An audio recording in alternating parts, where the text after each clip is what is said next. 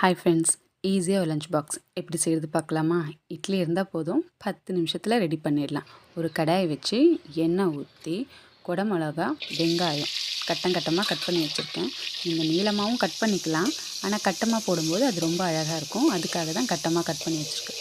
இது உப்பு போட்டு நல்லா வதக்குங்க.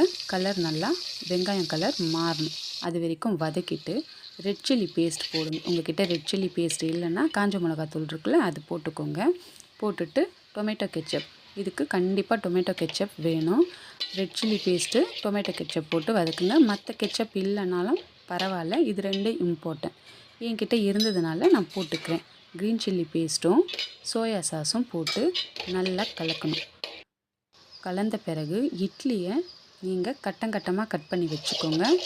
நீளமாகவும் கட் பண்ணிக்கலாம், இல்லை கட் பண்ண இட்லியை நீங்கள் எண்ணெயில் கூட பொரித்து எடுத்துக்கலாம். அது இன்னும் நல்லாயிருக்கும். டக்குன்னு செய்யணுன்னா நீங்கள் கட் பண்ணி அப்படியே கூட போடலாம். இது 2 மெத்தடில் எப்படி வேணாலும் செய்யலாம். நான் இன்றைக்கி இட்லியை வறுக்கலை, நான் அப்படியே கட் பண்ணி அப்படியே தான் சேர்க்குறேன். அந்த இட்லியை நல்லா ஃபுல்லாக அந்த மசாலா ஃபுல்லாக சேர்கிற மாதிரி கலந்து டிஃபன் பாக்ஸுக்கு 10 நிமிஷத்தில் ரெடி பண்ணிடலாம். பசங்களும் விரும்பி சாப்பிடுவாங்க. நாளைக்கு இன்னொரு லஞ்ச் பாக்ஸில் பார்க்குறேன். பாய்.